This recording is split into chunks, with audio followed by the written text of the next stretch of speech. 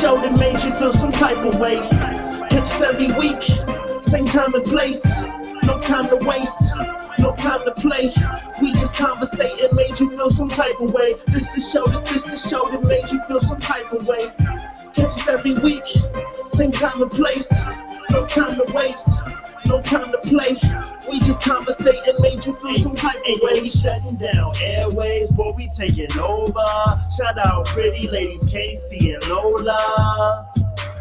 Casey and Lola. Hey, yo, we shutting down airways, boy, we taking over. Shout out Dolo on the beat and Casanova. Nova, I bet I made you feel some type of way.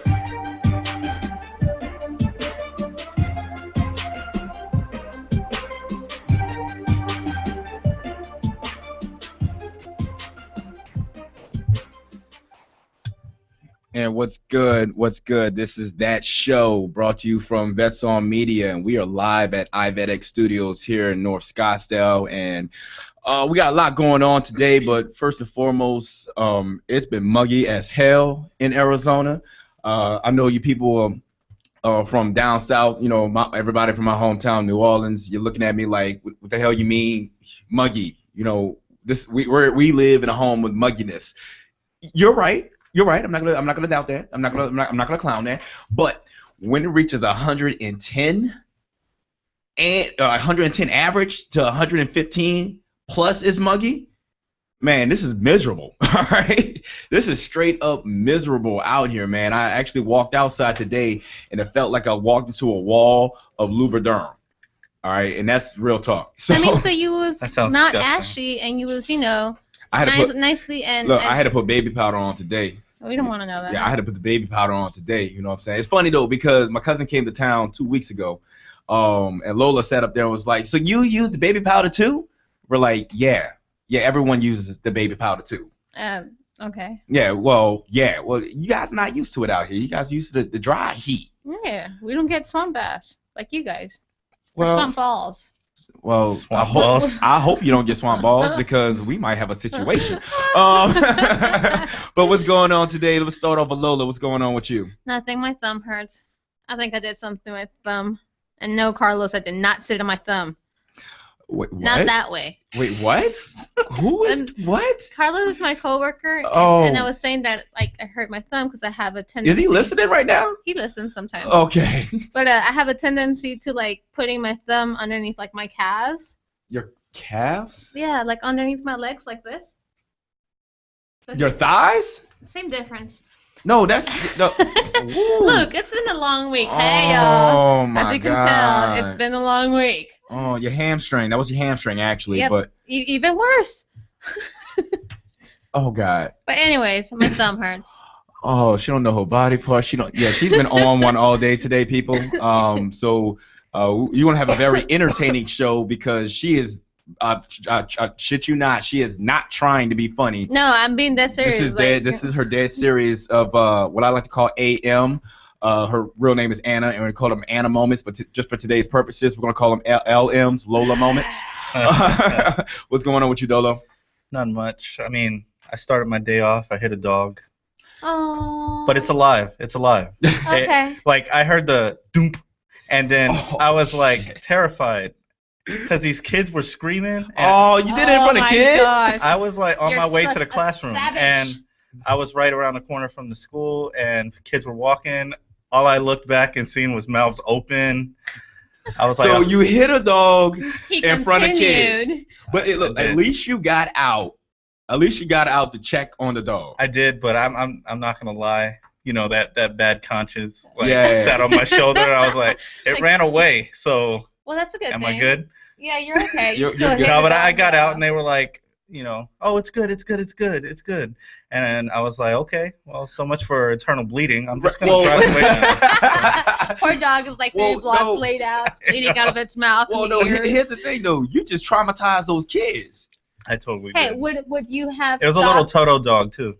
Would you? So you have, had you hit my dog. I hit Toto. Yeah. My dog is a total. Yeah. Wait, would you have stopped if it would have been a cat? Yeah, I would have stopped if they were. I wouldn't. Peter, please don't come after us because of what Lola's comments. I warned you today. Lola gonna have her moments. I mean, it would depend. It depends on the situation because I mean, there was like people screaming and yelling. If it was a zebra, I would have had to stop. Like a zebra. I'm sorry. We talked about zebras today, and wait, we in Arizona, man. All right. We got God. Yeah. Lola having moments. Delo's running. You're hitting dogs in front of kids. Traumatizing. Ruining lives. That's what I do. And children, innocent. Innocent children. All right, but they're not innocent. Yes, we got a lot going on today, though. We're going to continue the talks on Ferguson and not just what's going on, but I've noticed that a lot of I'm not even gonna call them friends, but a lot of the so-called associates on my timeline and what they had to say, and I also posted up a video. If you guys have not had a chance to take a look, you got to go to our Facebook page, facebook.com/thatshow. Or We Are That Show. If you go to that page, you'll see a white guy talking about why white people won't talk racism. And he hit it right on the head with that. And we're going to get into a little bit of that today. We got Congressman candidate Reverend Jerry Maupin. He's going to be showing up here shortly, probably a little bit after 8:30, and we're going to talk a little bit about that, and we're going to talk about like some of the changes that he wants to implement, not only just here in Arizona, but obviously he's running for Congress. He's going to try to make changes to our country, our nation, and as of right now, we do need a voice because a lot has been happening, and we got a lot of agitators out there, and I'm very close to believe that some of these agitators that are starting these so-called bottle throwing or agitating the police, if it's not the police initially doing it, I have a strong suspicion that a group, maybe law enforcement, maybe someone else, are hiring these agitators because a lot of these agitators are not from the area. That's causing the issue. So we're going to get into that a little bit today, but like always, we're going to start off with a little bit of current events, and then we're going to break into some new music for up-and-coming artists. Woo, life ruiners. Well, they just confirmed it today, though. Whatever. What just go ahead. What did I say about Mariah Carey? Can you just start? Wait until that baby comes out. What did they say about Mariah Carey in the canon? Just start your thing. I'm so sorry, Boo. I am so sorry. Anyway, so it's all over the news, people. I told you guys. I called it out here first. The whole Nick Cannon and Mariah situation. Just wait until that baby surfaces, and then it's gonna be mayhem. And again, you heard it here first. Anaconda. Nicki Minaj. Wait. Can we back before we get on that? That was like a crazy transition. We're going to get on that. Yeah, I know this is normal conversation with her, and she's like, "You need to catch up, Ivan." I'm like, "Wait a minute, you didn't break, you didn't pause, you didn't fade out and fade in, you didn't do none of that. You just went boom to boom, and where's the meat in the middle? You know what I mean? You went from bread to bread, son. No transition. No transition. Like no soup to you, no soup to you, no soup to you guys listening. The Mariah Carey and Nick Cannon. So basically, he's supposed to get someone pregnant. He got the side piece pregnant. They've been actually separated, like I had mentioned before. They've been separated for quite some time. They haven't been living in the same place. There's a rumor that supposedly there's not a prenup, but I think there is a prenup. I think so too. Yeah, he wouldn't be that dumb. He has a lot of money, and so does she. But why does he always do this? You know what he said today? What he came out? What's that? He said that a marriage, in order to successfully work and be able to, have a fruitful and longevity, cheating should be allowed and condoned. Wow. Okay. Now that gives you a lot to really think about where his mentality is at as far as cheating goes and what he's actually done. Every female this dude has been with, they all been bangers too. Yeah, all been bangers. I swear to God, it's.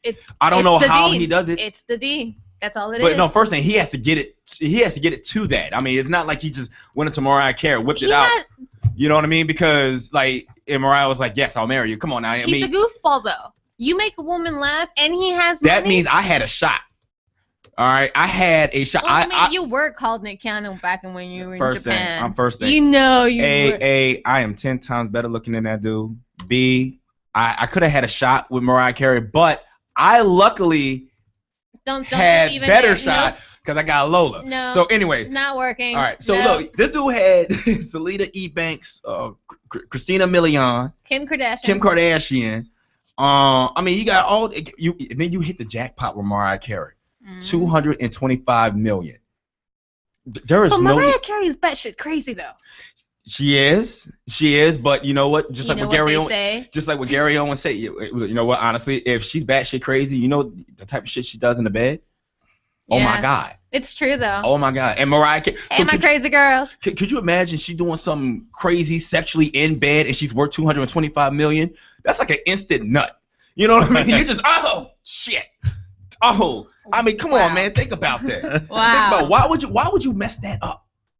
Because he can't keep his pee-pee in his pants. And then here's the crazy part. If they show the pictures of that girl, if she looks nowhere, if she does not look 10 times, you know what? Let's even lower it 3 times better than Mariah Carey. If she does not look at least up to par to Kim Kardashian or Christina Milian, he's a dang fool. Salida Ebanks is fine too. Well, yeah, or them, any of them.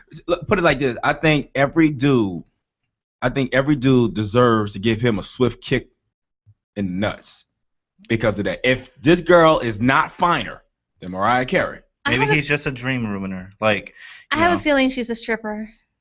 That was awesome, Dolo.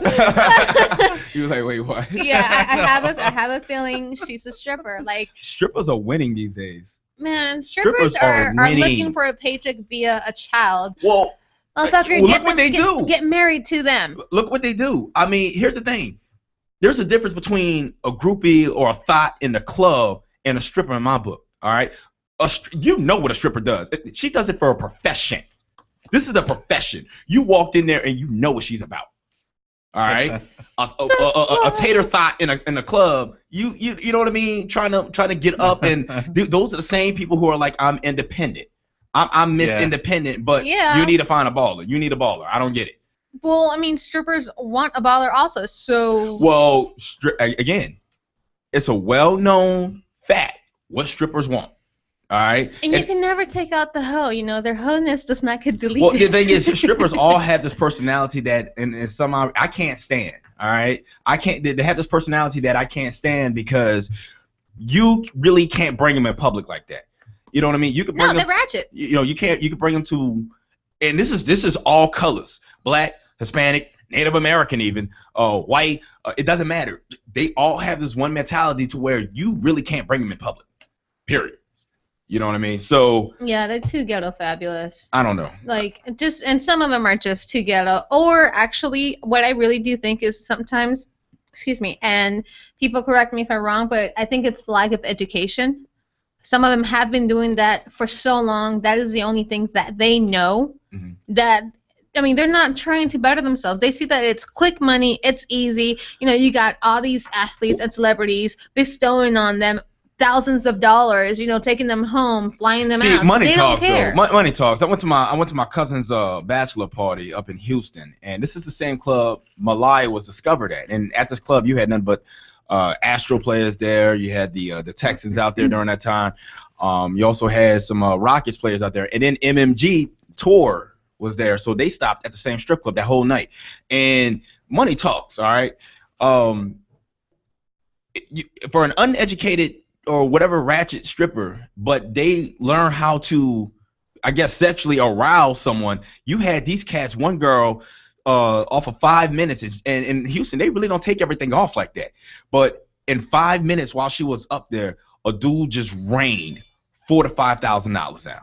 Well, you gotta understand too. Their ass is as big as Nicki Minaj, Malia.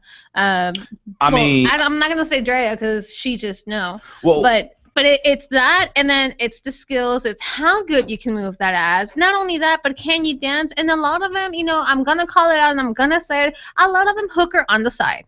They get paid for sex. So you know they're doing some crazy ass shit. Put it like this. In 5 minutes, you made $3,000. I mean, it was so bad Let me learn something. This dude, they had a dude out there. His only job was to take a push broom and push the money to a corner and then put it in a garbage bag. I mean, they're like doughboy status. I like that job. Actually, I would too. I'm not even gonna lie. Oh my God, let's I mean, move on. you're staring at ass, titties, money. Yes. Speaking about ass, and this is how you transition, Lola. Speaking about ass, Anaconda. So you're just gonna take over my segment? That's what's gonna happen? Hey, that was a good transition. That was a good transition. That's how I was. No, I'm just OJT right now. All right. I got my boy Kane Bassett listening right now. He's in the military. He's in the army, by the way. He's just like you, Dolo. He's listening. Hey. He's in the army right now too, and he was saying he was basically saying not him. God, I lost my thought thinking about Anaconda right now. Yeah.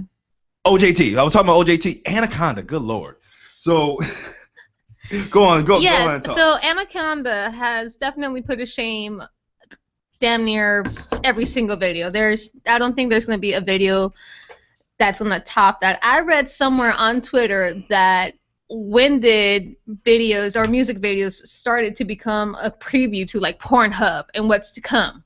Like that's the grade of where Nicki Minaj just took this. Yeah, like that video was. I mean, I thought it was wonderful. I thought it was artistic. It was very. I thought it was very athletic. I saw so many Athletic. squats and moves that girls can do to lift up that booty. Fitness. Yeah. Fitness. I'm all about fitness. Yes, obviously, definitely. they were eating their celery and carrots. They were lifting weights, so that's sexy. Weights. You know, yes, of course. I love everything they were promoting. Squats. And the crazy part is, next time I will actually hear the song. Did you? Okay, that's what I was. I didn't listen to the song. No, I just saw the video. You know what? I've been every time I hear my Anaconda, I'm like, click switch or I mute it. It's a horrible song. It's a horrible song. It really is. And I wanna say I think she's trying to throw another little shade at Iggy Azalea. I think actually this whole Anaconda video was a shade at Lil' Kim. Oh, really? If you think about it, back when Lil' Kim was hot, when Lil' Kim was it, her videos were raunchy. Her videos back in that time, they were the ones that, we were like, oh shit, she's wearing a bikini with a fur coat and she had them titties out and legs and squatting and, doing the butterfly and shit. That was really just like, I remember watching the first one, I was like, oh my gosh, she's out there like that. And I think I never had a problem with it back then. Well, I love Lil' Kim. I love Lil' Kim back then. Exactly, Yeah, but I mean, she's always being compared to Lil' Kim, and Lil' Kim is always coming at her about how you're always stealing this, you're always trying to imitate me, da da da. Dude, you just got upstaged. You cannot. No. Well, here's the thing though. Here's where Lil' Kim was trying to have that little battle at, because Lil' Kim was the first female artist to do that, to bring sex to a female rap game, and it worked. Yes. So I think, in my honest opinion, Lil' Kim just need to sit back and say, "Hey, this is what I created." Because everyone after that, Charlie Baltimore. Yeah. Who else? Who else you had? Yeah. Every female. Foxy Brown. Yeah. That's another one. You had all these females that were coming across and that would have sex sales. So by Lil' Kim bringing it to light, sit back and say, you know what, I brought this to light. Say that she was a pioneer. If it wasn't because of me, you wouldn't be here. Boom. Exactly. End of story. That's it. Sit back, get paid, take care of your royal reign. No, take care of that fucking face. I don't know what the hell she was doing with that face. I think she got in the fight with Tupperware. What did you say, Lola? Royal what? With Royal Reign. That's the name of her daughter. Oh, I didn't know that. Royal Reign? Yeah. That's a dope name. I like it. I wouldn't name my child that. Right. You know what I mean? But exactly. So yeah. But I think what I was saying, why she was trying to throw shade at Iggy is because Iggy's trying to make obviously sex sells, and she's throwing shade at Iggy because Iggy has the #1 spot for a female artist as of right now, and especially with the videos because Iggy's really pushing the sex sells, especially a white girl with with a bottom half that every brother can appreciate. So that's why that was bought. Okay, all of them are bought now. So, but I really don't feel that's like Iggy's like standpoint. Like I don't think so either. No. Like I don't. Iggy just need to continue doing her, and as long as she's being backed by T.I., then she's fine. But Iggy has a lot of Caucasian followers. See how I thought about that before I said something dumb? She does. but that's a known fact. And Eminem brought that up too. True, but that is what's keeping her, and she's making more pop and more of this. She's making radio music, and that's what's making her so big. I think that's the biggest factor, just the type of music she's making. I mean, honestly, I'm not really a big fan of Fancy, but like some of her past work, I think is pretty good. Oh, I like the one with the Louboutins with the head over heels or work song. I like that. But before that, she had a song called Pussy. Yes, I like that one too. Yeah. Like her songs were good. Right. Well, and the thing is, she knows how to get with the right people. All right. Because obviously, and then because you had people like Azalea Banks or whatever, always hating. But I'm like, Azalea, I haven't heard any of your stuff yet. Nope. Nor do I want to. Nope. But I haven't really heard anything. I don't even want to see her. Oh, you know what? I heard a Banks song. It's not that great. No. Like when she first came out, like the battle's always been with Iggy. Right. And I don't care. Like you got to be good. I mean, even Rita Ora is not huge music-wise here in the States because she's bigger in London and Europe, but she got that market. You know what I mean? And then for Iggy, what the people are hating on her because when you hear her, obviously she has that strong Australian accent, but at the same time, she raps with a Southern vibe because she got her start in Florida. Yeah, and that's where she found. She is good at that accent. She is good. I'm not gonna lie. She is. I like it. When I first heard her songs, I didn't know she was white. I didn't know she was. But here's the thing. Though, it's I like the way that you can listen to certain white artists, and if you never knew they were white, if you never saw them, you would never knew they were white. Like prime example, the video came out. My cousin sent me this too. Action Bronson, he had a song called Easy Rider. Came out. Oh man, the video was dope. But if you listen to how he raps, you would never think he's a white boy.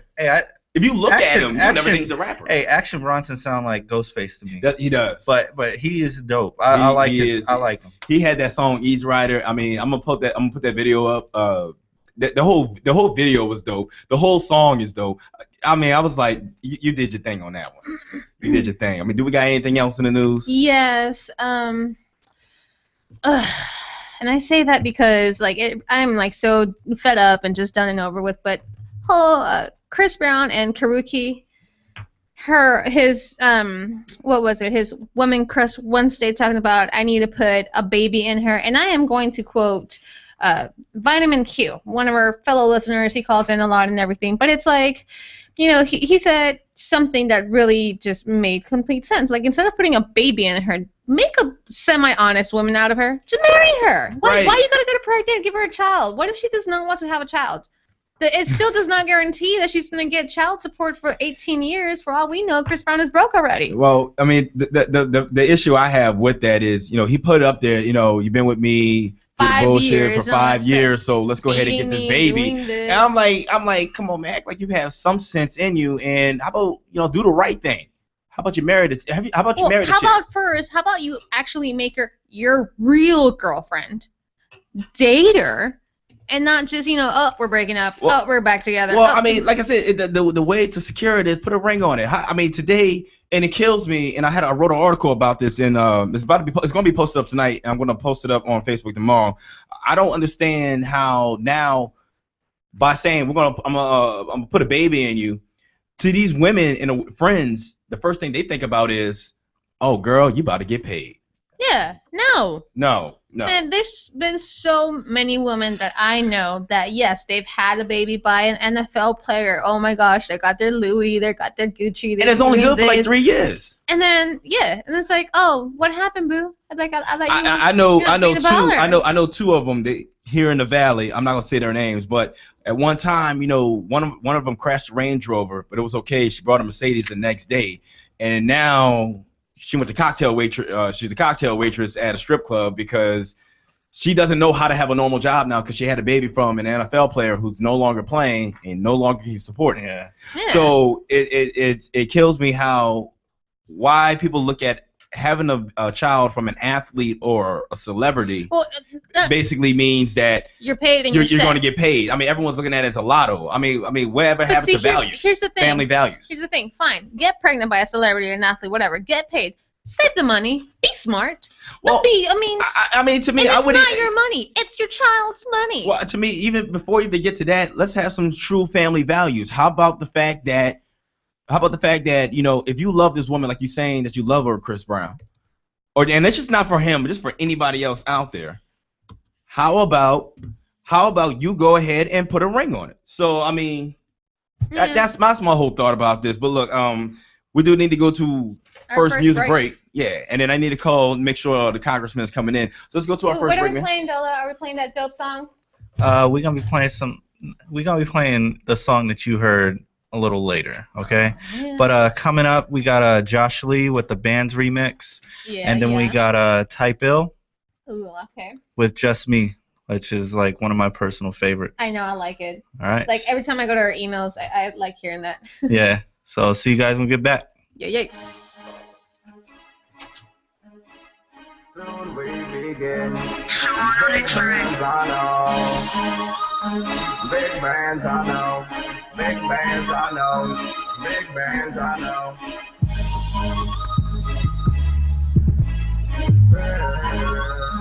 Big bands I know. East down to the flow. Big bands I know. Big bands I know. Bitch, I got big bands I know. Well, there we go. Go straight to the top. Where we go. Big bands I know. Big bands I know. Big bands I know. Big bands I know. Big bands I know. East down to the flow. Smoking on that road. Everything we go. Don't shake my show. Big bands I know. Big bands I know. Fuck around, get smoked. I finna get some rolls. But it's coming slow. The gift in for show. I already got it sold. So please keep them hoes before I get too told. Money on the phone. Guess I need to go. Got the preps on my phone. J20 kinda slow. It's all too much dough. If I jump in this car, I finna be a star. We fall out that line.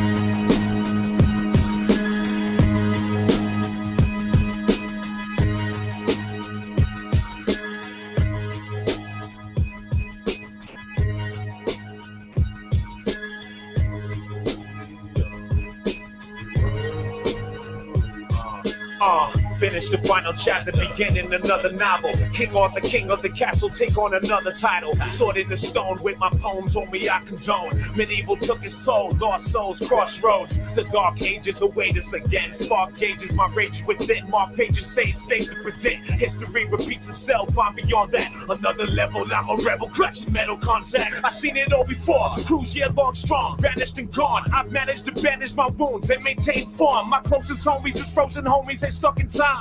Running from a stripe, plus they lost their fucking mind. So I'm giving a choice, ride with them, side with them. Love them, but keep it moving, cause I can't survive with them. I'm a simple man, but I'm only me. TYP, Soldier MC, just me. You just me. You just me. You just me. Just me. Yo, I see you motherfuckers eyeing me. What the fuck is you trying me for? The last of a dime breed hoe. Yo, we're in a king's row. I sit on a king's throne. I'm ruling how kings roll. I follow a street code. Drinking out the bottle tomorrow may never happen. So today, map it right and then proceed rapid. Players gon' play, no coaching the team captain. Watch what you say on the jack. Police tap it. Eavesdrop, knees drop, bending bitches backward. Selected with my friends every day. I be subtracted. In other words, I'm erasing you. Like the military killing occupational. In my dreams, I see the same thing I see on screen. Just a kingpin that started off with 3 OZs. And my POV is self. Me come first, I help. Nobody else with me. Fuck who else agree. My people's gotta feel the same way. Nothing new, nigga do the same shit every day. This is just me. You just me. You just me. You just me. Just me. Yo, I see you motherfuckers eyeing me. What the fuck is you trying me for? The last of a dime breed hoe. Same story, different setting, different place. Different landscape, handshakes all the same. So I side the fucker up, whether I act on it or not. I'm tough, did my dirt on the side now.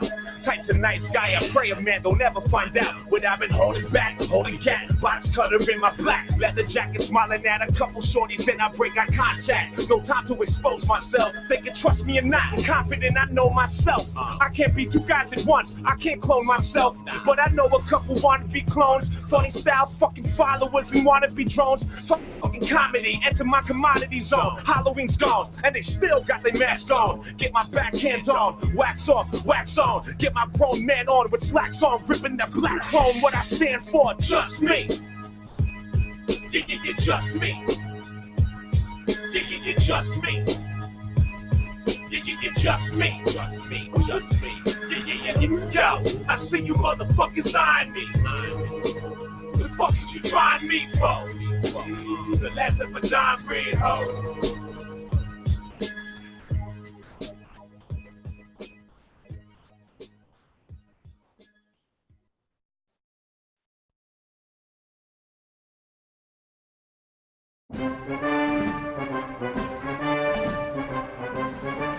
Would you like to share your military knowledge and experience with other service members and help them achieve their goals?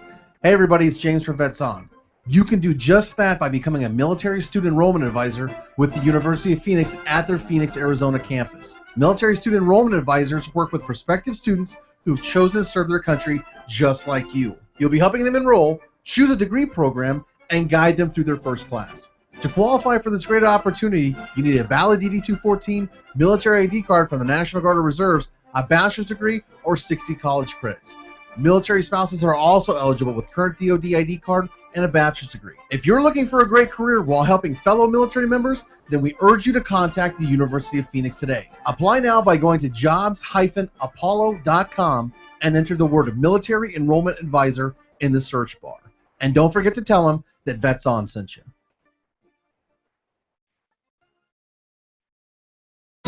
Breaker, 1-9. How about that bandage? You got some ears on, son? Have you ever wanted to be a truck driver? If so, pay attention. If not, pay attention anyway. Southwest Truck Driver Training offers everything you need to get started. You can get hired before you begin training. They've got GI Bill approved training facilities, day, night, or weekend programs to fit your busy schedule. And if you have any questions, no sweat. They've got veteran supportive campuses with veterans on staff to serve you. And on top of that, they have lifetime job placement assistance. Put the pedal to the metal. Call Southwest Truck Driver Training today.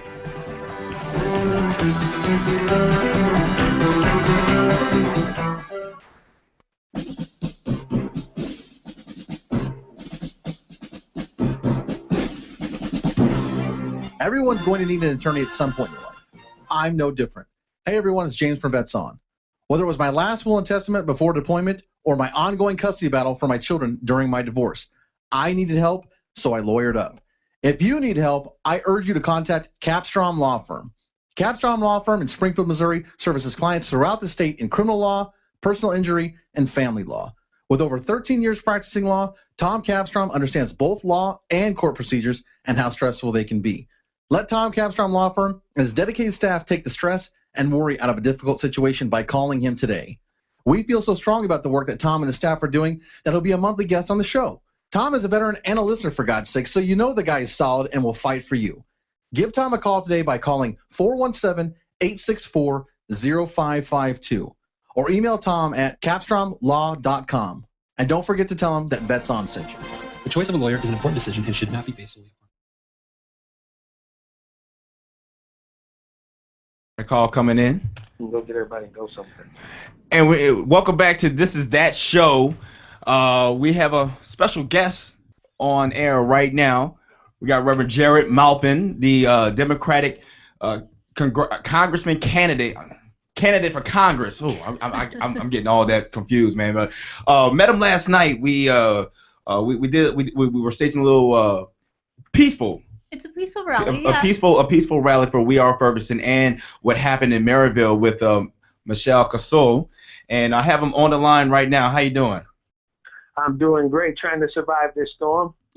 Man, you know what? And you know I'm not from Arizona, so it kills me when people say, you know what? I don't understand how you guys do hurricanes. To me, I don't understand how people from Arizona can handle sandstorms. Sandstorm scares me more than hurricanes. Well, we got a lot of lightning and rain, but you know, I put GOTV above everything. So we are out here trying to make sure people get involved in this election. Absolutely, man. Absolutely. So we have Jarrett Maupin here. You are running for Congress, correct? That's correct. Congressional District 7. So if you live between 48th Street and 113th Avenue from Elliott Road, which is just slightly north of South Mountain, all the way up to Northern. If you're in that box generally, then you're in Congressional District 7.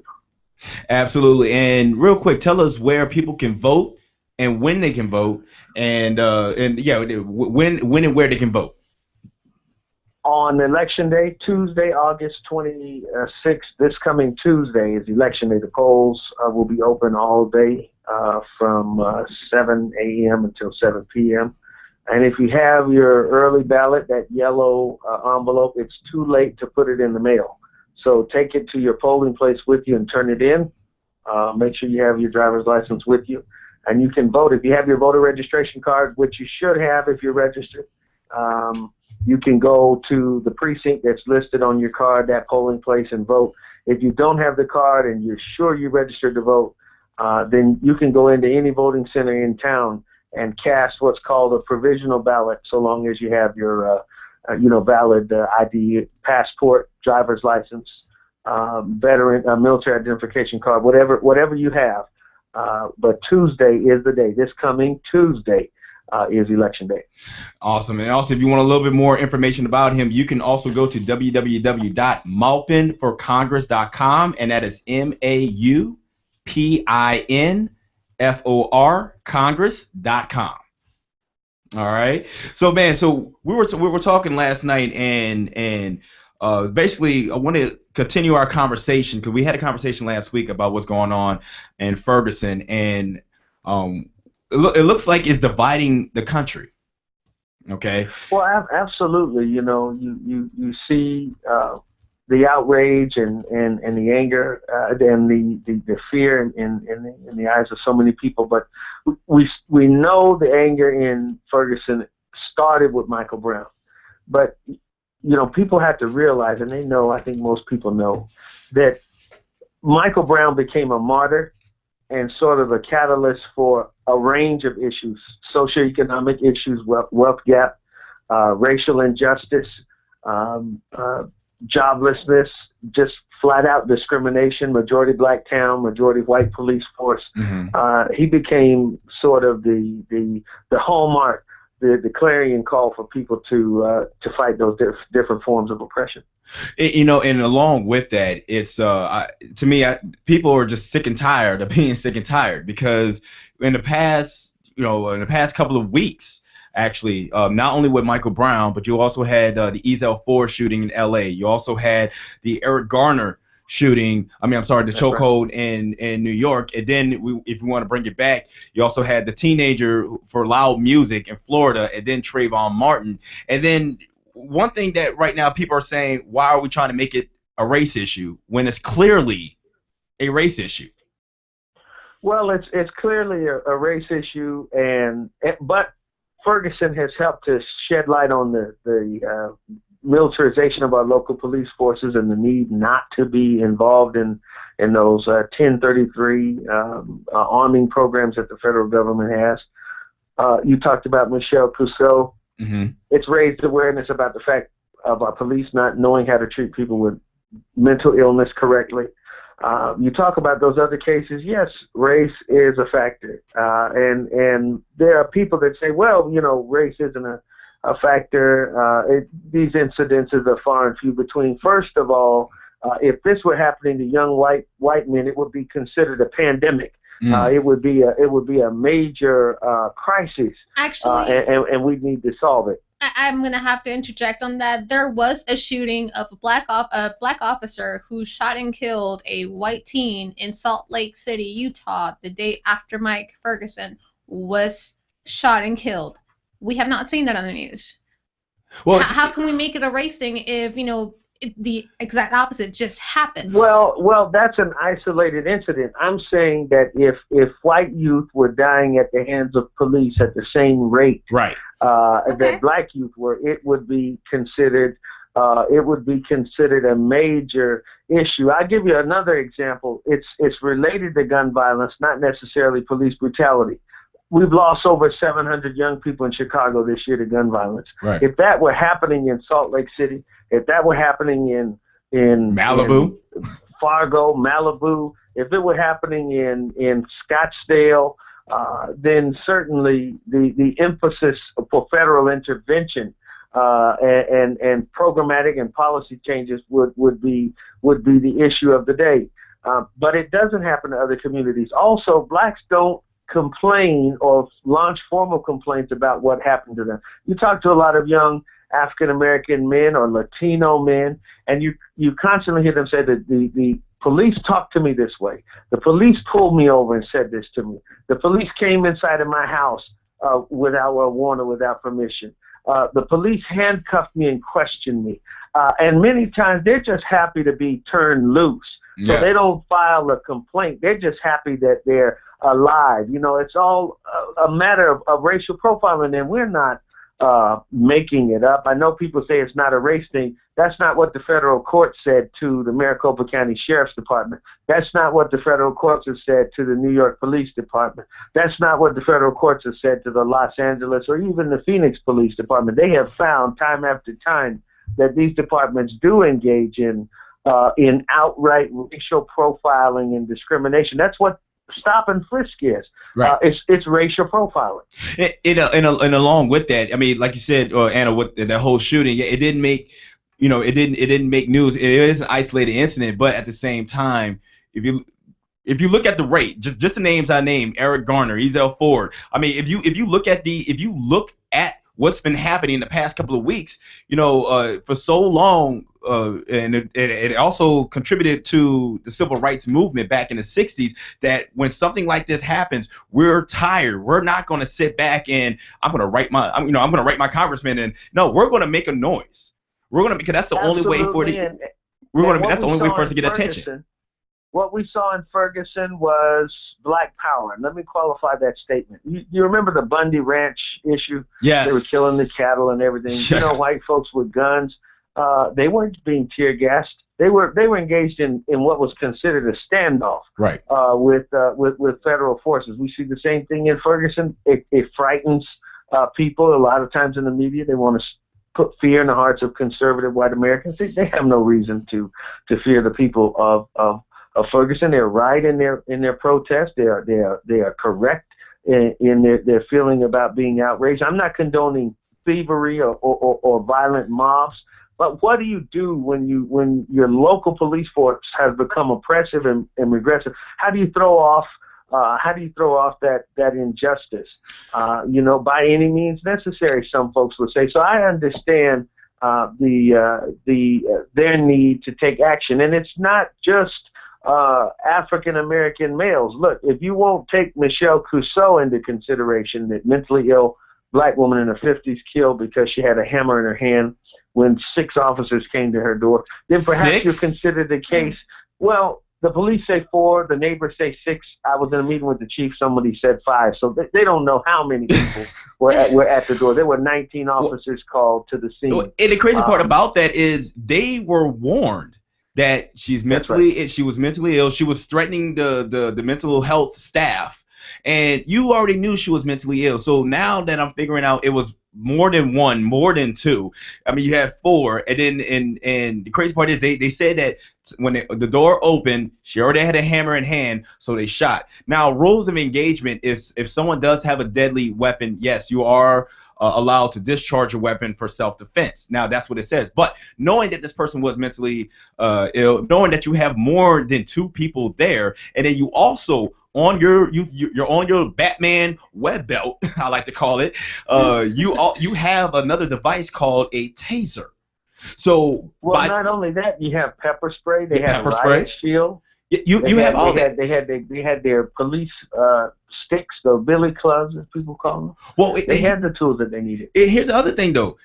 by them saying and time to open the door, she had the hammer, so they shot. That means that they didn't really have that much time to pull out their weapon. Their weapon was the drawn. weapon was already drawn. So their weapon was already drawn, but mind you, neighbors heard before the shots, put the hammer down, put the hammer down, put the hammer down, put the hammer down, put the hammer down. If that's not enough time for you to get to your pepper spray or your taser, you're not fit to be a police officer. Wow. Yeah. And beyond that, you've seen the case of the black woman pulled over by California Highway Patrol. Oh yeah. The gentleman got on top of her and beat her face into the pavement. Now I'm not just saying this to say that was racism. Obviously, it was police brutality and excessive force. But when is the last time you have seen a white woman have her face beaten into the pavement by a law enforcement? I've never seen that in my life. Well, didn't something similar like that happen a couple of years ago in California as well, where the Highway Patrol pulled over somebody and decided to just beat the living crap out of them? It's the second time it's happened by them. You know, well, no doubt about it, but it is to me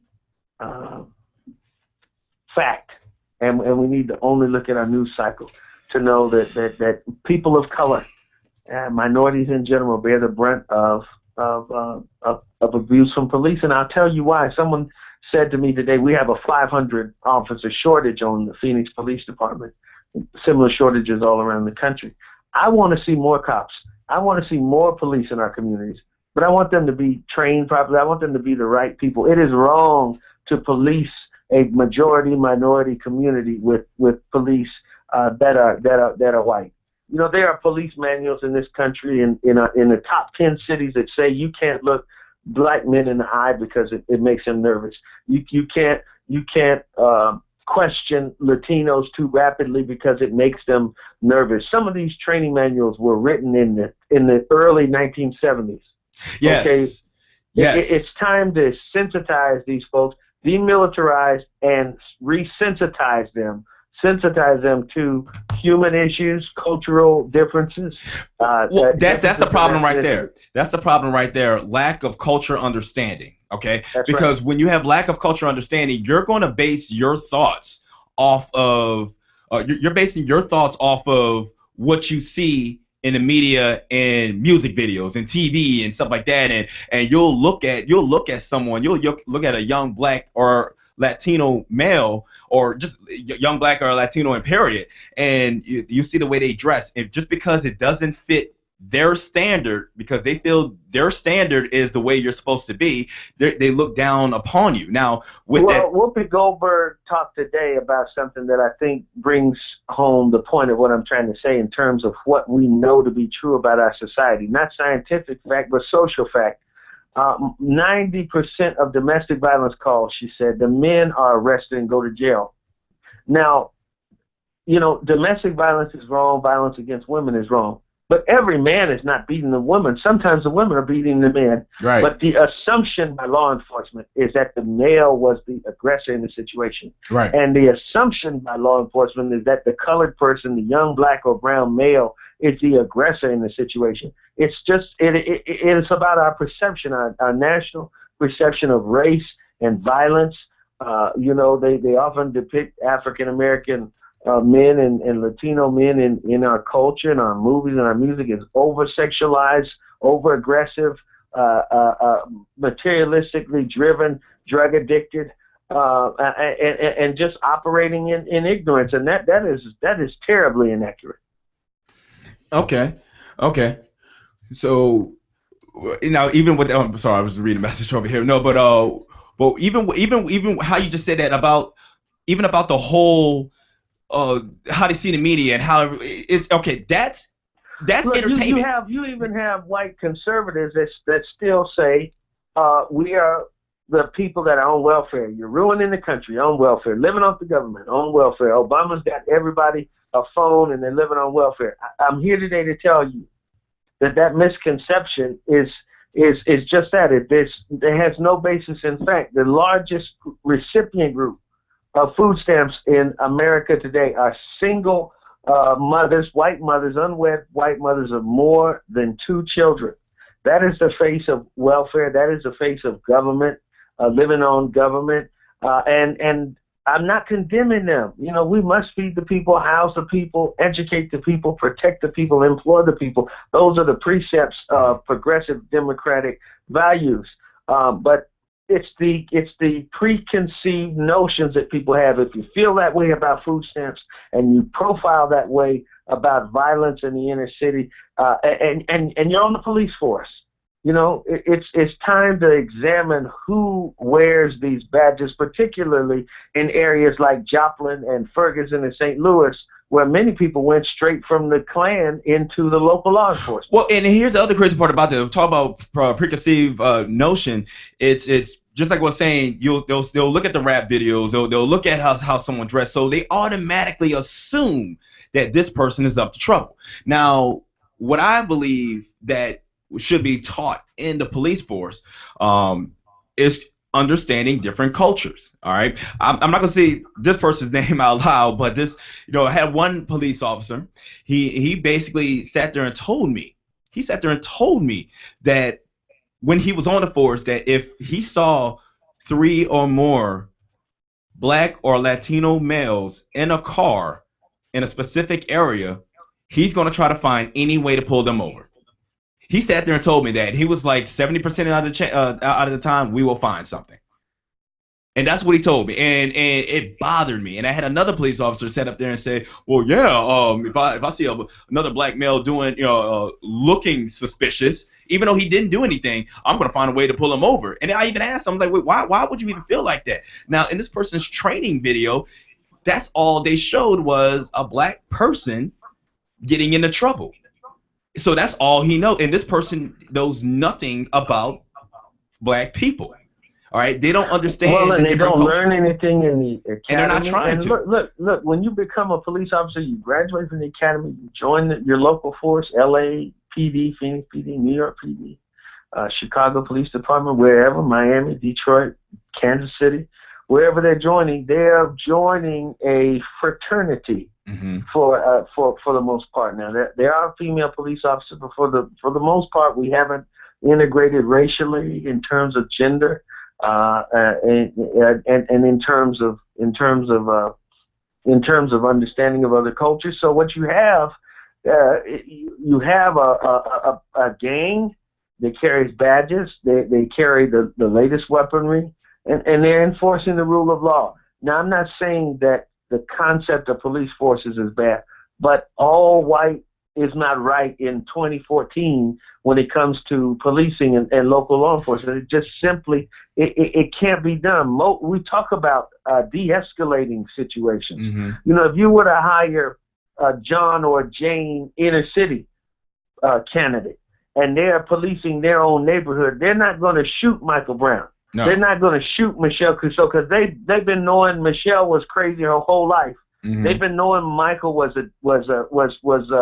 big for his age his whole life. But when you bring in Officer John or Jane from the suburbs or from more affluent areas of town, and you bring them into the inner city, they're afraid of Michael and they're afraid of Michelle. Because they don't know who they are. Right, and to go along with that, that's why I'm seeing a divide. And I'm looking on my timeline as well, and this is what bothers me when people say, well, if these people they're looting and rioting, they're not helping the. I'm like, you know what? That looting and rioting, it only happened one day.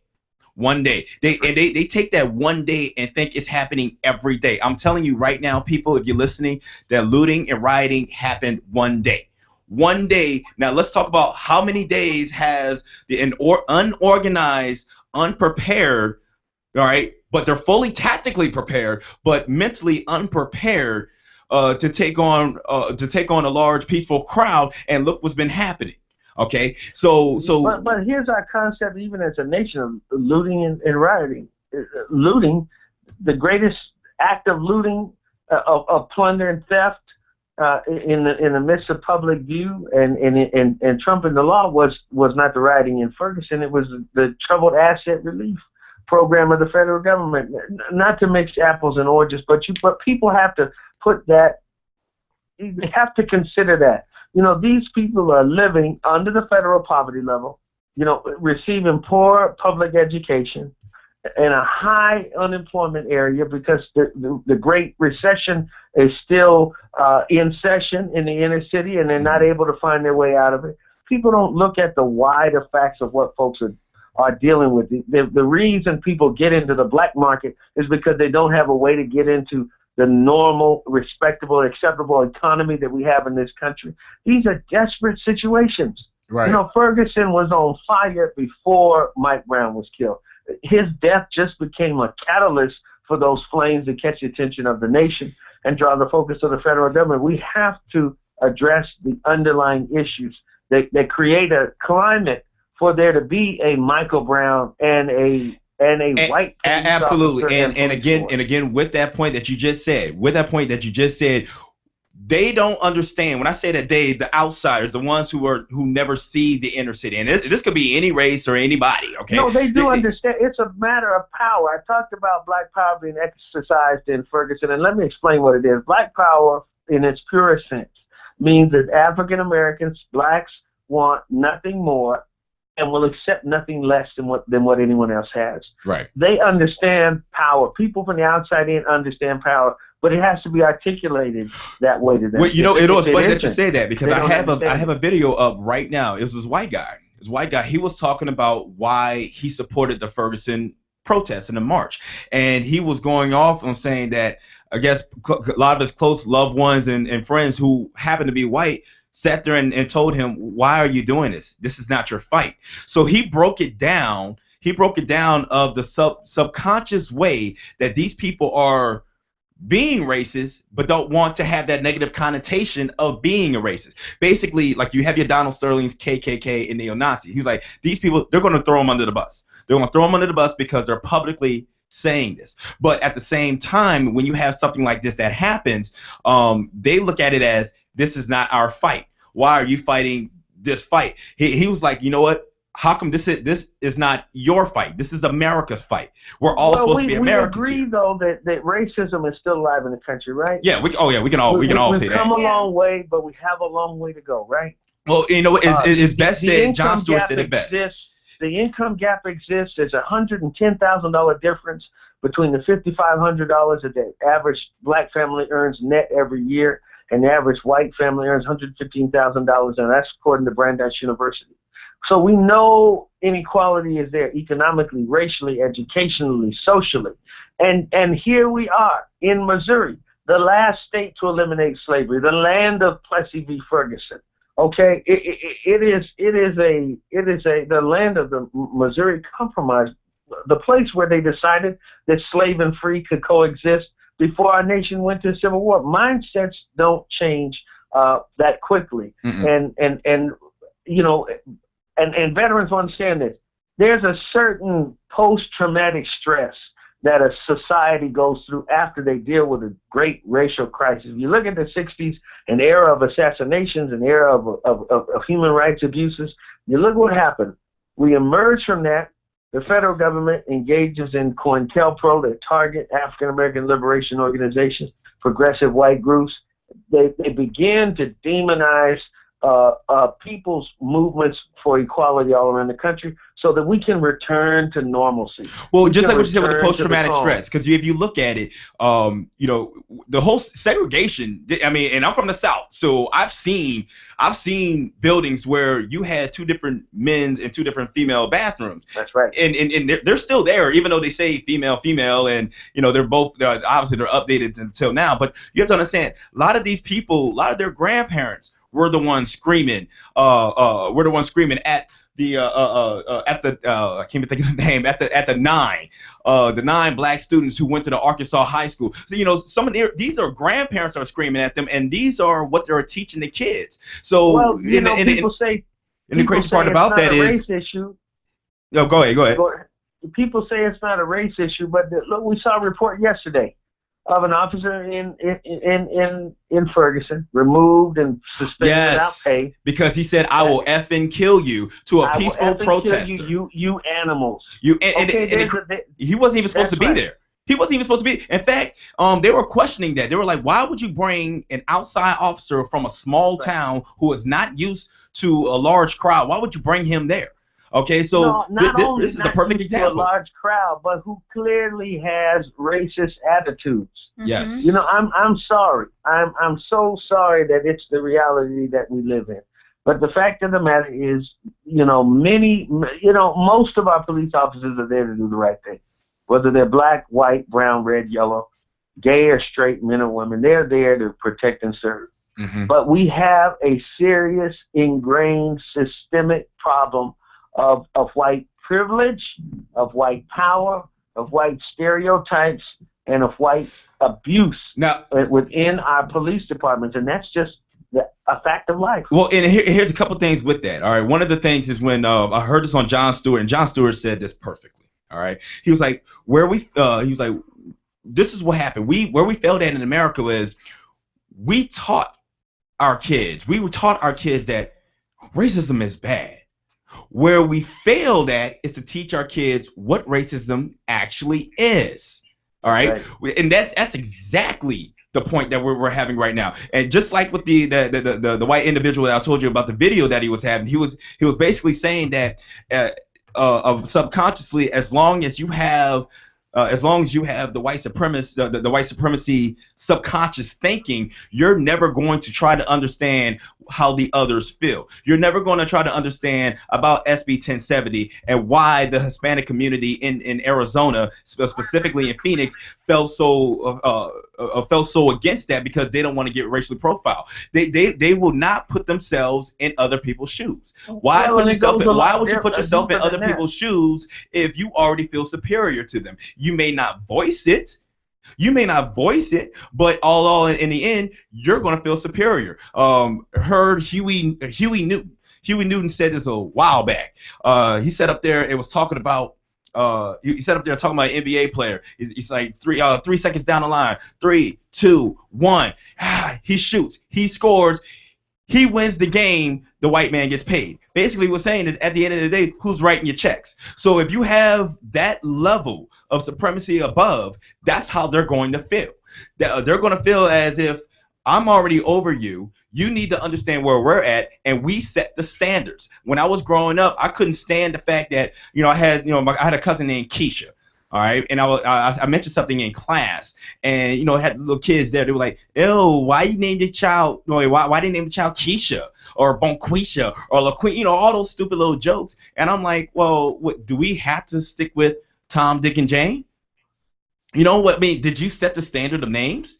Did you set the standard of dress? Did you set the standards of how we're supposed to talk? At the same time, Jameis Winston, when he won the NCAA BCS championship, AJ McCarron's mom went off and said, "Oh my gosh, is he talking English?" All because Jameis Winston has a down south country twang to the way he speaks.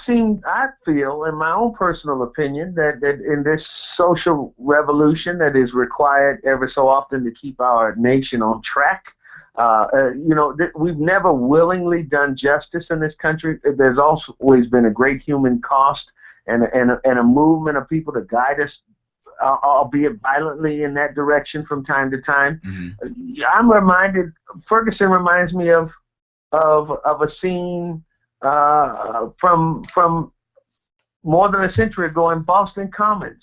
The first person to die for this country, Crispus Attucks, was a black slave from Barbados, throwing off the weight of taxation without representation, injustice, and colonial occupation. So it's our tradition. I'm not saying violence and death is the price of the ticket, but throwing off oppressive locally enforced regimes is a history of what keeps our country free. They're freedom fighters, and when I see attempts for individuals and of individuals in government to stymie those efforts, it's really a sad thing. How else will we heal the class divides? How else will we close the wealth gap? How else will we make things fair? You hear a lot of middle-aged whites and well-to-do people saying, my grandfather, picked himself up by his own bootstraps and built this, and we've worked hard. that is one of the greatest lies in this country. We saw what happened after Reconstruction. The level playing field was made rough and uneven again. So the second Reconstruction, I called it the introduction of the GI Bill. So our grandparents are coming back after World War II. They're trying to exercise the GI Bill. They have government assistance for the first time for the mass purchase of homes, but there's redlining in the banks.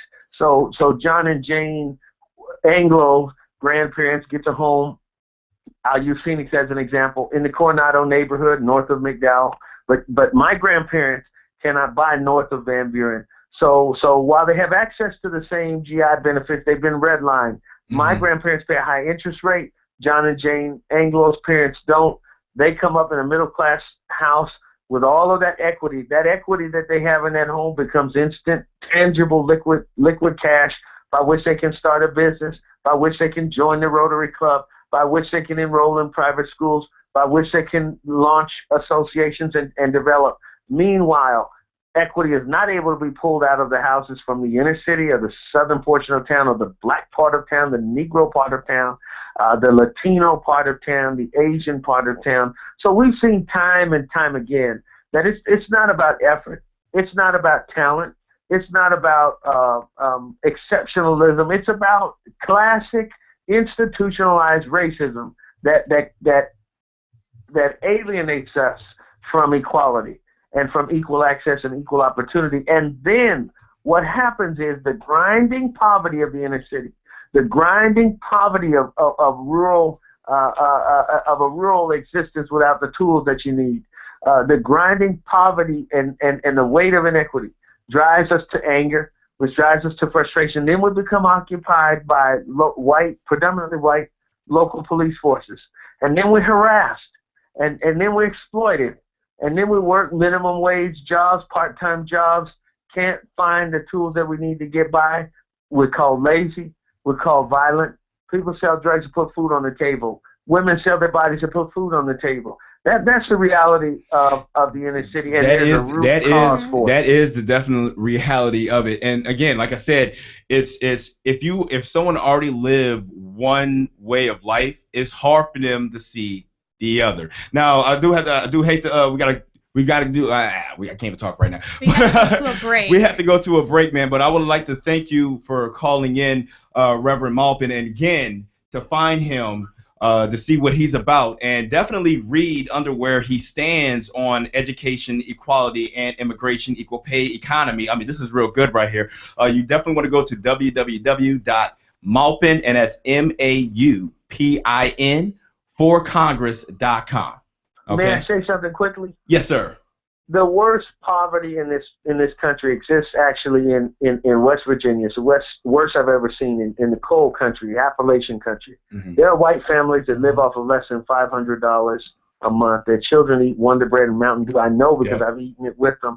They're malnourished. Mother works all day for no pay. Father comes back covered in soot from the mine. So it's about race, and we must heal racial division.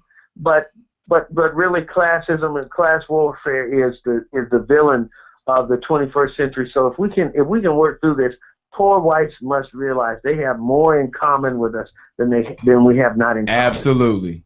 And we must work together. Absolutely. And thank you again, man, for calling in. And you're welcome to call in anytime. And make sure you vote Tuesday, people. Yes. Vote Tuesday. God bless you. All right, man. You take care. Thank you. Definitely. I mean, he hit a lot of points. he hit a lot of points. What we're saying. So we're gonna go ahead and go to break. You trying to cut me off early, man? You talk too much. It just continued. Wow. Man, we're just gonna go ahead and go to break. Dang, Dolo. All right, we're gonna go to break. Are we playing some music after this, or we're just gonna come back on? We are. We're gonna play some Playboy, and then we're gonna play some B-Shell. So. All right, man. So we're gonna go to break. We're gonna jump right into music. Then we're gonna finish up. All right, man. So stay tuned.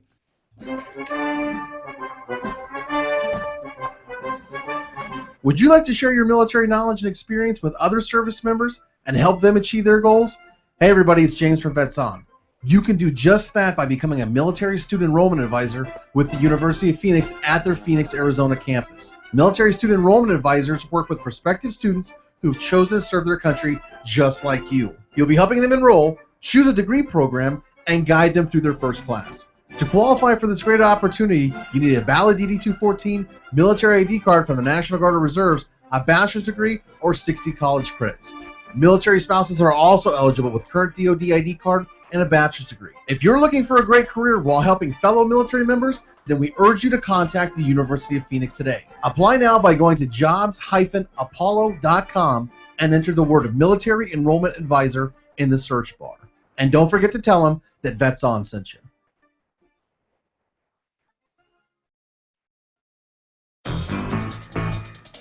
Everyone's going to need an attorney at some point in their life.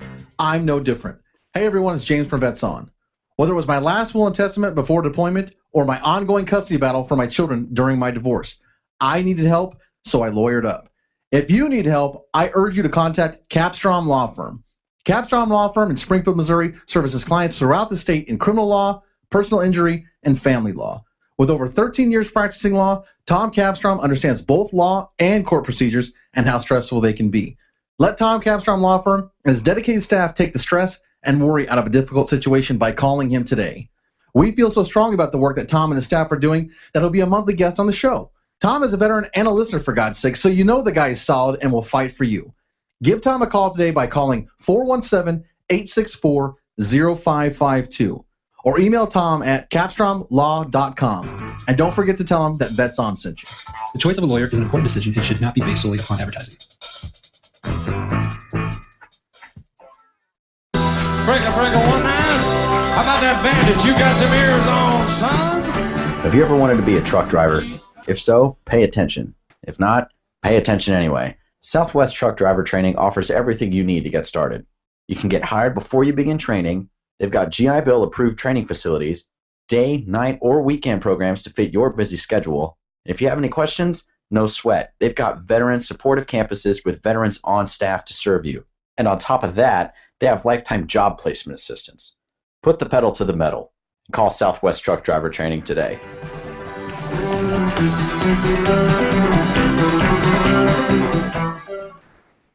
Do you need an extra push to start your day? Well, then tune in to Addie's Radio. Addie's Radio is a show that explores tough questions in an open and fun forum. The program also engages hard-hitting issues concerning veterans' physical, mental, emotional, and spiritual health. The show airs every Tuesday from 10 a.m. Pacific Standard Time on the Vets On Media Network.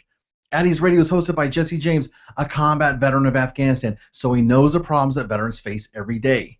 Jesse provides you guidance each and every week to be a better you. So tune into yourself each week by tuning into Addie's Radio. Go to vetsonmedia.com for show details.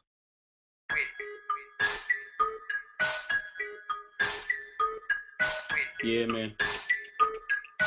What we talking about? 5 bad bras in the Cadillac. Getting mad money, yeah, I'm throwing racks. Chick told me that she love me, ain't coming back. But you know I'm in the club, my nigga, I'm with it.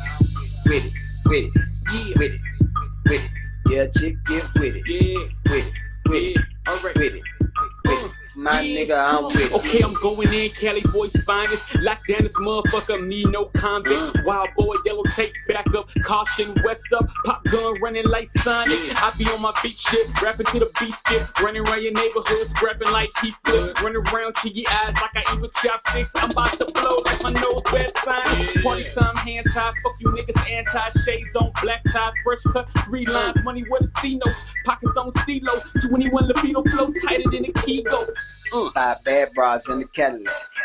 Getting mad money, yeah, I'm throwing racks. Chick told me that she love me, ain't coming back. Cause you know I'm in the club, my nigga, I'm with it. With it, with it, with it, with it. Yeah, chick, get with it. With it, with it, with it, with it. My nigga, I'm with it. With it, with it, with it, with it. Yeah, chick, get with it. With it, with it, with it.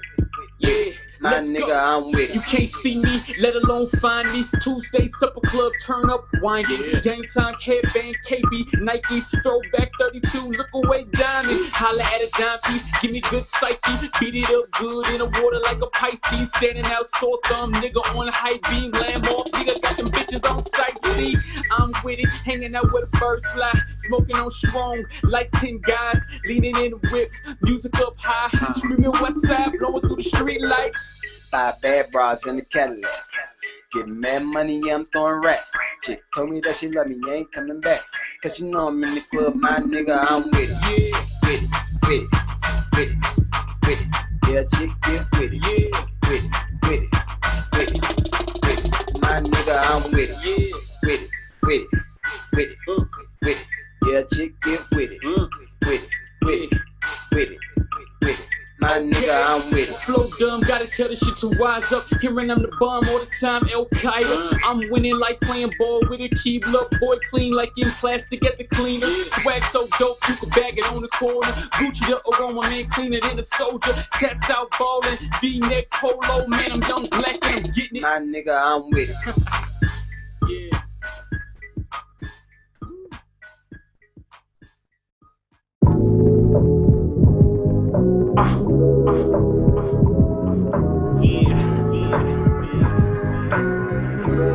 Let me tell you my story. It's the real reason why I do this. This probably should have been an outro.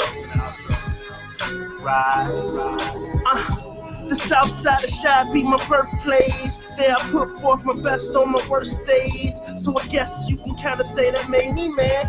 Plus the other half that I'm a Jay-Z fan. A ladies man just rapping about riches, striving hard to get it. They barely scratch the surface of my verses for they dig it. Them girlies ain't wanna fuck with me. I'm on guapo, now they can't get enough of me. So you know I just grind all winter and shine all summer. I hear them haters going Durant just like the thunder. Achieving and I'm scheming while you're dreaming in your slumber. His money over all and you niggas going under.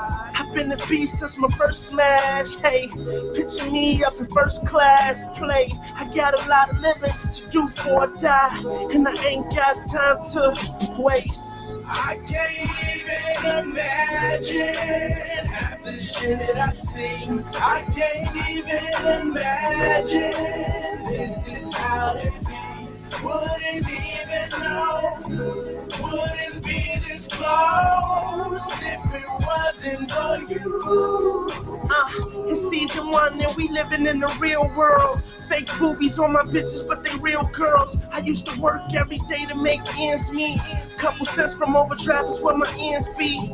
Empty in my fridge, there was nothing. My transit was public, and unless you had rims, man, them girls wasn't fucking. But I knew I would see better days. R.I.P. to Grandma Mary, you in a better place. I'm sitting thinking, how the fuck they killed Tookie and Charles Manson alive, and all our heroes like Malcolm X and Martin that died. Better yet, been killed, modest blood been spilled. But the same values also got this country built. Come on, now I ain't saying that's a good thing, ayy, but I'm saying we've been hoodwinked, hey. I spit the shit that the public believe in. It's clear that I'm here for a real fucking reason. I can't even imagine half the shit I've seen. I can't even imagine this is how they be. Wouldn't even know.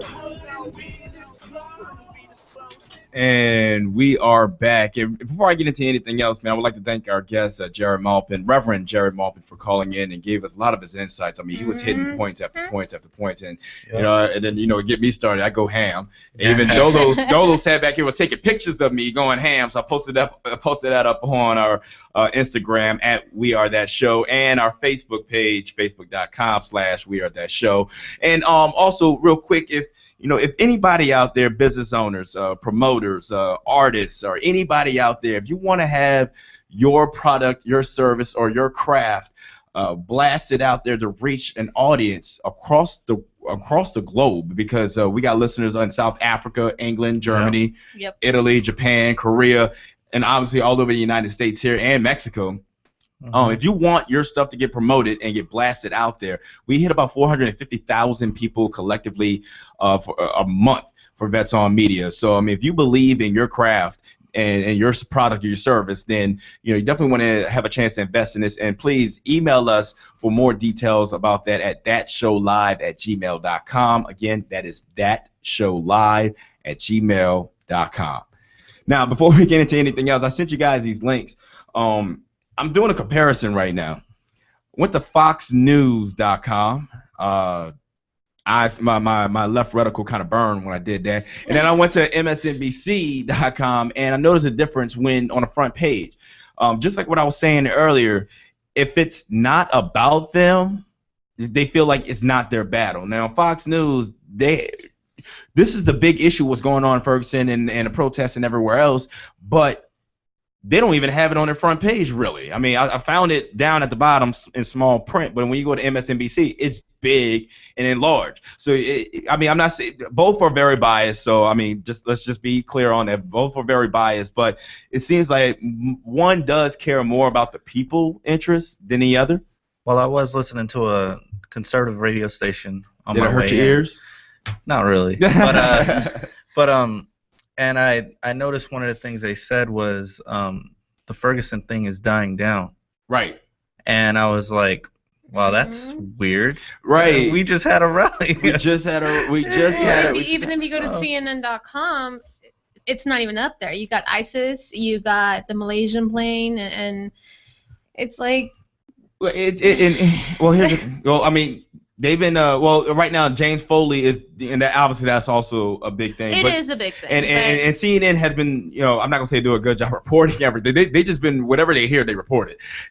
So if you haven't had a chance, you gotta listen to how Talib basically went in on Don Lemon. You know what I mean? And I'm gonna give Don Lemon his credit though, because Don Lemon has been sticking it out. I can tell the frustrations from Don Lemon started to happen ever since the trial of Trayvon Martin and George Zimmerman. And then I can notice his different tone when it comes to this, because then the shooting of the Florida teens and how they didn't get the guy off of murder. They got him off of attempted murder, which is kind of crazy because he shot and killed someone deliberately, and I can see his tone from that, and then I knew when this whole Ferguson is going to jump off, I knew he was going to be the first person flying down there because he was ready to erupt. You know what I'm saying? He was ready to erupt. Talib brought up a good point with this, and I want to get you guys' input on this. It's they're reporting that bottles are flying. All right, there bottles are flying at the police, but the one thing that they failed to report is the police agitating it. Okay, just like that one police officer that they just so happened to get him on camera. Yeah. This been happening throughout the whole time they started the protest. They just so happened to get this one on camera about agitating the crowd. Yeah. You know what I'm saying? Not only that, but I mean, even Al Jazeera reported their own when they were asked to leave the area, turn off their cameras, and it's like, well, why? We're not in the streets. We're we're on the sidewalk. So what do? They shot tear gas, made them run, and then with their guns went and turned off their cameras. It's like, so we don't have freedom of speech anymore either? Right. So, I mean, and the crazy part is to agitate the whole thing even more, you have supporters of the police. You had the KKK rallying for the police, and not just because of the police act. Well, not just because of what they call the police did their thing. It's because a police killed another Negro, and they were trying to raise money for Darren Wilson and the whole cause of it, and that's why the KKK was out there. And then earlier today, you had a female out there. She had to get escorted away from the cops because in the middle of the protest, she was holding up a sign and chanting out support for Darren Wilson in the middle of all that protest. This is where the divide is happening at. Okay, why would you even do that? Why would you even do? That's like saying, man, fuck all the Mexicans, and you saying that in West Side of Phoenix. Are you serious? You better get stoned. Are you serious right now? Why would you even agitate that cause? You know what I'm saying? So it's almost as if, just like what that guy said, and I actually want to close this out. I actually want to close this out by playing that video of what that was very important. What that white guy was saying, he hit everything on the head with everything. Well, with how the whole supremacy and subconsciously they believe it, even though they don't want. Subconsciously, they that's how they feel, even though they don't want to voice their opinion. All right, so we could try to pull that up, but I mean, anything else? I mean, you got any closing thoughts, Anna, Lola? There's going to be a peaceful rally tomorrow at 1 o'clock in City Hall for justice of Michelle Cusseaux, and it's also, for everything that's happening. There's going to be the viewing and a public funeral at Emmanuel Church on 16th Avenue in Buckeye. That's going to be at 11 a.m. on Saturday. We will also try to gather another rally on Sunday. There's going to be more information on it. You can go to Twitter at PHX Ferguson. There's so much more information there, or you can also hit us up on We Are That Show on Twitter, or even on our page, That Show. And yeah, man, I mean, it's not... Here's my thing. For the rally that we created yesterday, and I know a lot of people found out, and I'm going to be really quick about it, it's about solidarity. We need to come together as one, not because of race anymore, but we need to finally just stand up and do something about it. Stop complaining from your couch. Stop being an internet activist. Do something. An internet activist. I love that. I love that right there. Me too. I mean, what you got, Dolo? My biggest thing is I just want to thank the Reverend for coming on. Yeah, because he shed light. That really means a lot, and you don't see too many actually coming on like that. Right. You know, especially supporting our kind of show. Right. And then the rally yesterday, he came down. He made an effort to go down and show a presence and make it known how he feels. Not only that, you had 3 police officers. They showed up there and they were wondering, "What are you guys doing?" We told them what we're doing, so they stuck around for solidarity. Yeah. For solidarity. I think one of them is right under the Phoenix police chief. He's the assistant police chief. He's the assistant police chief, and he was like, "Yeah, I completely understand what you guys are doing," and he was like, "I'm all for it." Yeah. And I mean, shouts out to him too. Yes. Yep. Yes. Shouts out to him. We got his picture on Instagram, right? Yeah. To everybody that came out yesterday, it was such a short notice, but we really do appreciate it. We were able to raise enough donations. We're gonna send a care package tomorrow. We're gonna send a care package on Saturday.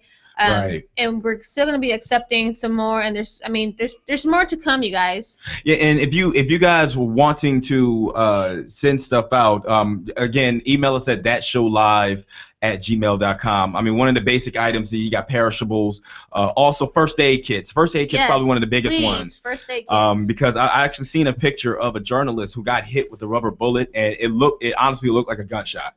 It looked like a gunshot in her side. You know what I mean? So definitely. Do you have that video up? Yeah, I do. All right, let's go ahead and end it with that. And I want you guys to pay attention to this.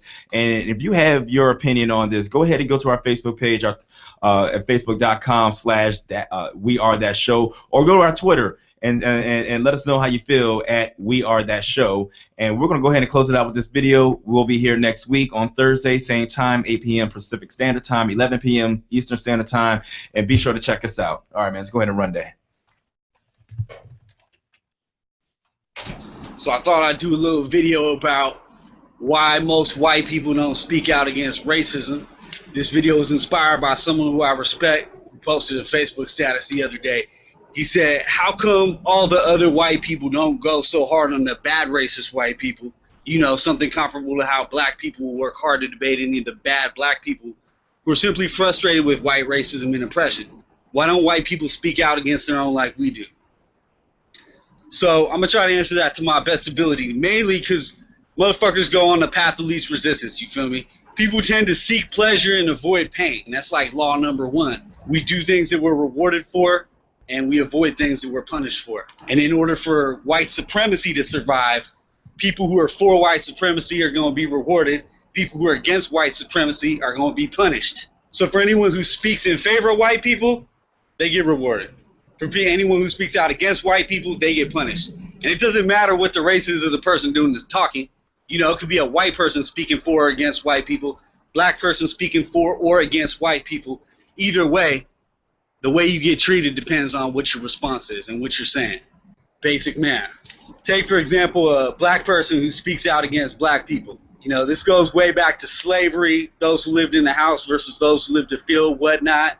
You know, nowadays it's usually black conservatives, quote unquote, they say, who will point the finger at other black folks and say, okay, you're the problem, you know what I'm saying, we're the problem, we're fucking up, that's why we're in the condition we're in. They shift the blame from white supremacy to a supposed black moral or cultural inferiority. And of course, white folks buy this shit, you know what I'm saying, they lap that shit up because it supports some of their ingrained racist beliefs. He helps them sleep at night. He either justifies their racist beliefs that they already had, or he helps them maintain their illusion that racism is over and that, you know, there are no racially based limits to your success in this world, And therefore, any feelings you have on your part are based on your own feelings, you know, not a system of oppression. He might get called a sellout or an Uncle Tom by other black people, but that doesn't really matter because they don't hold the power, you know. They're not the ones who can actually hold him accountable. It's usually going to be a white person who's signing his paycheck at the end of the day. It's a white person who decides whether he gets promoted or not, whether he even has a job or not, 9 times out of 10. A lot of these dudes even have careers just speaking out against other black folks, you know what I'm saying? Because white people will pull them out. Whenever, you know, something happens, they want to blame on white people, well, pull out the black conservatives. All right, so that's one side of it. Other side is white people who speak for the interest and for the benefit of black folks. And what happens with us? Most white people in this country either feel they have an interest in maintaining white supremacy or at minimum, you know, in not opposing it. Because when white people do take a stand, we get ostracized for it. And if you haven't seen that happen, it's probably just because white folks who speak out in the interest of black people rarely make it on TV. We don't get called in for the interviews. You know, sure, you got some white folks who will proclaim colorblind beliefs. You know, they say we're not racist. On Martin Luther King Day, they all get around and sing Kumbaya, which is great. I'm not knocking that. But what I'm saying is, when it comes to actually challenging white supremacy in a real way or pointing out systemic injustices in this country, suddenly they're not around. Suddenly they don't want to speak about it. They opt out of the conversation. Most white folks, you know, or when they do go hard, they go hard on historical injustices. They go hard on slavery. They go hard on Jim Crow, you know what I'm saying, segregation, but they don't go hard on current systemic injustice. Only time they speak out against what's happening right now is when they're going against extremists, you know what I'm saying? Donald Sterling, they'll throw him under the bus. The KKK, neo-Nazis, skinheads, all that shit, they'll throw them under the bus. But all these people who subconsciously support white supremacy without even realizing it, they're left untouched. They always come to the defense, making excuses for them. And also the media always portrays this whole thing as a black problem as well. You know, not taking into account the fact that the race problem in this country is actually a white problem. Because white people, for the most part, are holding the strings that actually keep the shit perpetuated. And anyone who identifies too closely with blacks, we get written off, you know what I'm saying, laughed at, looked out as clowns. They come up with words. Back in the day, it was, you know, N-word lover. You know, they call us wiggers, you know, all these different words they have to dismiss and shut down basically white folks who get too close to black folks. And it's funny because on one hand, you'll see the white saviorism mentality. You know, they got these movies coming out where it's all like the white people helping out the poor black people, you know, this paternalistic idea we have. But that's a fictionalized version. The actual white folks who really put themselves on the line and died for this shit, you never hear them mentioned. They don't talk about them in Black History Month. They don't talk about it when they're talking about the civil rights movement. They don't talk about John Brown. You know what I'm saying? Hell, I can't even name most of the white activists from the past. And me being who I am, I should know. Most of us don't even know because it's hard. You got to dig deep to find that shit. And I'll tell you why. It's because they don't want us to see that. They don't want us to identify with that. They don't want us to see that as an option for us. If we look at it like black folks stand up for black folks, white folks, all we have to do is just quote unquote not be racist, you know, and just go about living our lives in comfort. Well, this is what happened. Black folks get the impression that we don't care. They get the impression that white folks just don't give a fuck because of what they go through every day and what we continuously fail to acknowledge. Or even if we do acknowledge, we fail to do anything about it or speak out actively against it. And then white folks, because we don't see other white folks standing up for it, we get the impression that it's not our battle. We're not told the story that it's our battle. You know, and the cycle just keeps continuing and continuing on and on. Hell, I've even got people close to me, people who I know are not racist in their heart, who preach humanitarian values, all this shit. They've told me this is not my battle. Why are you fighting this? People I know and love. And when otherwise well-meaning white folks tell me that this isn't my fight, I ask you a question. Why the fuck isn't it yours? How about that? Think about that.